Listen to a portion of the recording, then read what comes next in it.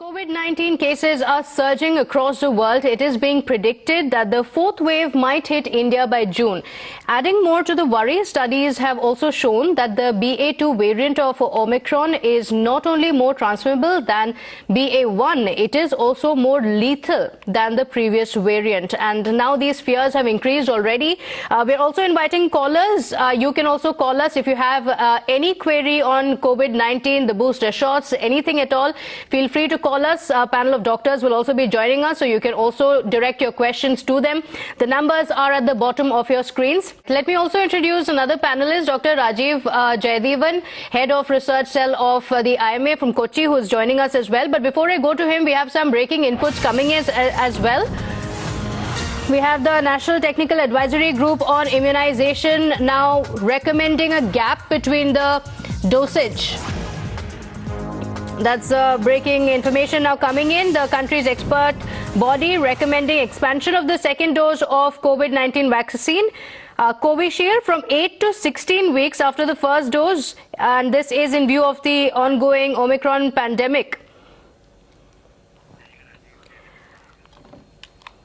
So that's the new advisory that has come in. Dr. Rajeev Jayadevan, if I can ask you, what would have led to this kind of a change coming in? Because usually when such changes are suggested, although it makes not much of a difference to those who have already taken the vaccines, there is a little bit of fear on, people thinking, so I'm immunized, I didn't have this kind of a gap. So is there any reason for me to worry? Should I now approach the officials or the doctors regarding what I should do next? So how would you address that? Yeah, let's address the gap first. And for our viewers, let me explain how a gap works.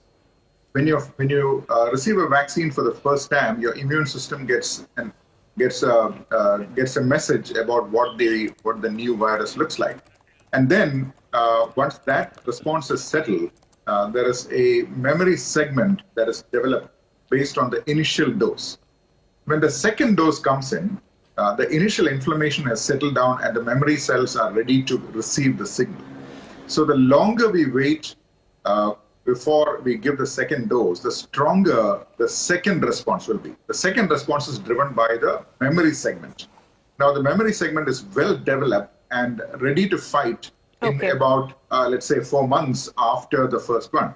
I'll give you a parallel. When the mRNA vaccines, Pfizer and Moderna, were launched in the United States, they arbitrarily chose a 3-week gap based on the available information at that time. Later, they discovered that 3 weeks was too short. 3 weeks between 2 doses was not as good as a longer gap. So as information is accumulating, we know that the longer the gap is between doses, the better the immune response the better it is, but there's no reason to worry if the gap is lesser as well. Dr. Rajeev, stay with us. Suresh also joining us from Bengaluru. Mr. Suresh, go ahead.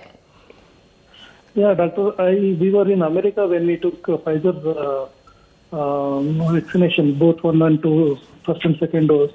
And it's almost 9 months over. Now we are back in India. Now no doctor is assuring us any guarantee that we can go ahead with Covishield or Covaxin available here, booster dose. Can you put some light on this, or can we straight away go ahead in taking anyone available? Dr. Rajeev, can I request you to take that? Yes, you've taken both mRNA doses, which means that you're adequately protected in terms of severe disease.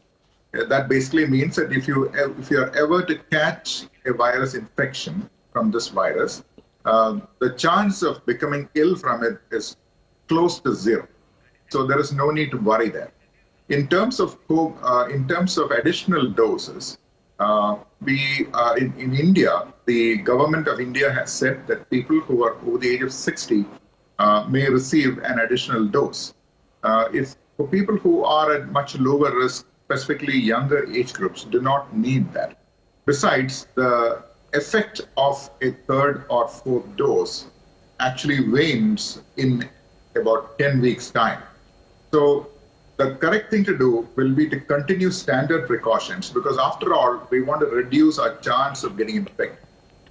The best thing we can do to reduce our chance of getting infected is to wear a mask, especially when we are with strangers in an Absolutely, indoor because the space. variants might change, but the precautions that we can take remain the same. Get vaccinated. You don't have to worry about whether you have the booster dose or not, and continue taking all the precautions that we have been over the last several months. Dr. Chandrakant as well as Dr. Rajeevan, many thanks for joining us. On that note, we slip into a very short break. Don't go anywhere. We'll be right back.